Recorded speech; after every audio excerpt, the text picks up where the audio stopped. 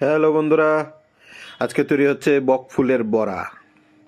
এই ঠান্ডার দিনে এই বক ফুলের বড়া গরম গরম ভাত, ঘি দিয়ে আর শুকনো লঙ্কা ভাজা, দারুণ খেতে। এটা বানানোর জন্য এবার নিয়ে নিয়েছি বেসন, তারপর নিয়ে নিলাম চালের গুঁড়ো,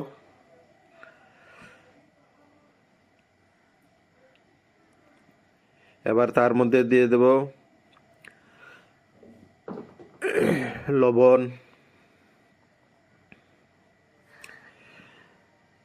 তারপর দিয়ে দেব হলুদ,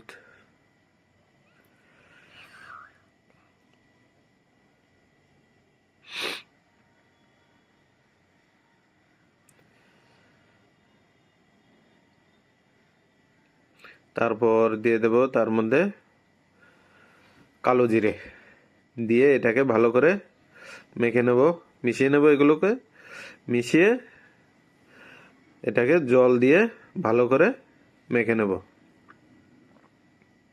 এই দেখুন পুরো রেডি, একদম গাঢ় গাঢ়, বেশি পাতলাও না বেশি গাঢ়ও না। এই অবস্থায় আমাদের ব্যাটার রেডি। এবার কড়াই বসিয়ে দিয়েছি, তেলও গরম হয়ে গেছে। এবার এক একে দিয়ে দেব কড়াইতে।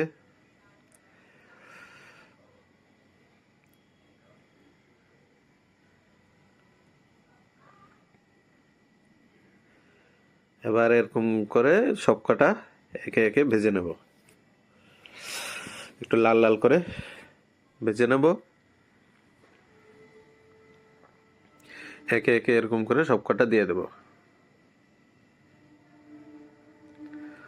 এই দেখুন অর্ধেক ভাজা হয়ে গেছে, আর অল্প কিছু কড়াইতে আছে। দারুণ, সব হয়ে যাবে এক্ষুনি, নামিয়ে নেব।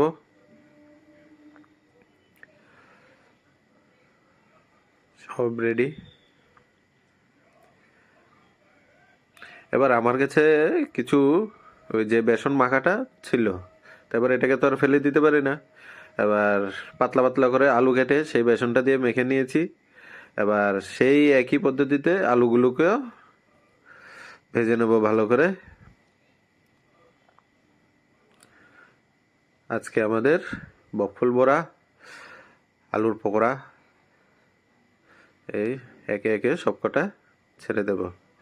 সেম একই পদ্ধতিতে সব কিছু করে নেব, ভাজা হয়ে গেলে নামিয়ে নেব। গরম গরম ভাত, শুকনো লঙ্কা ভাজা, ঘি দিয়ে আজকের খাওয়া দাওয়া হবে। ডাল আছে।